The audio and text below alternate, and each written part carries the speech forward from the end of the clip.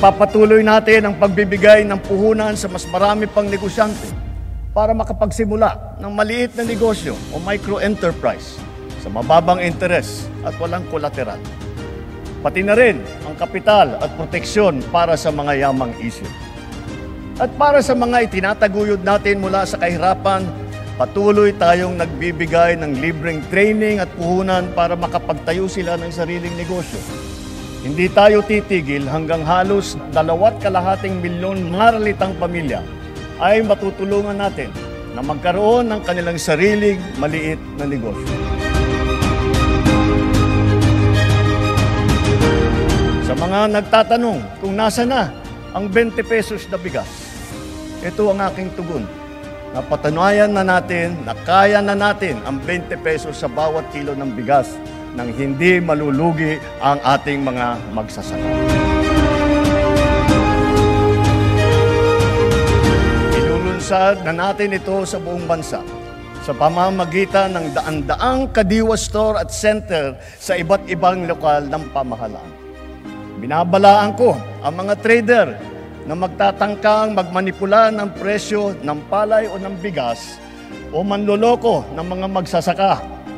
Hahabulin namin kayo dahil ang trato namin sa inyong ginagawa ay tinuturing naming economic sabotage.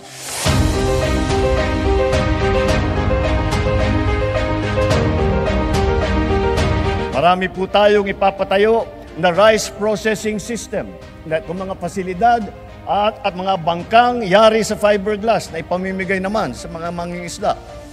Lahat ng ito ay sumusuporta sa kanila mula paghahanda, sa pagpunla, pag-ani, pagbiyahe, hanggang sa pagbenta.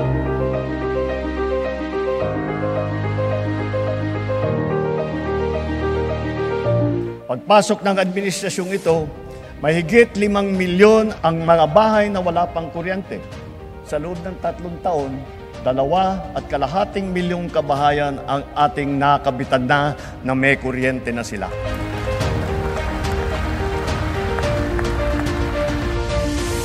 Hahabulin at tutuparin ng DOE at NEA ang natatakdang dami ng mga kabahayang makakabitan ng kuryente ngayong taon hanggang 2028. Lalo na sa Quezon, Camarines Norte, sa Palawan, sa Masbate, sa Samar, sa Negros Occidental, sa Zamboanga del Sur.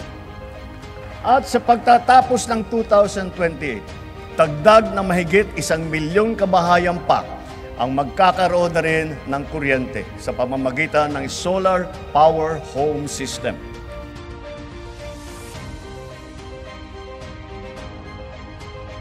Mga kababayan, sa paghantong natin sa kalahati ng termino ng administrasyon, susuong tayo sa susunod na 3 taon. Dala-dala sa aking puso ang mga leksyon na natutunan ko mismo mula sa inyo.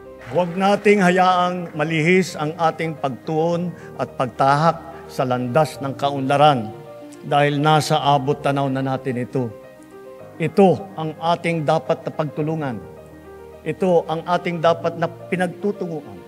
At kayang-kaya nating ito marating at maisakatuparan.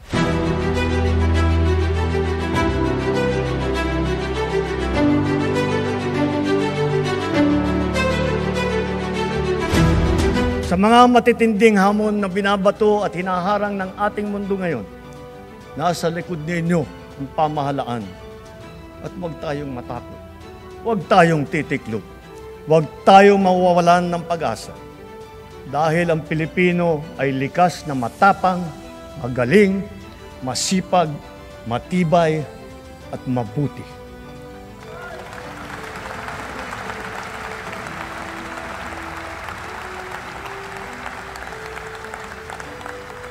Mga kababayan, tayo ito.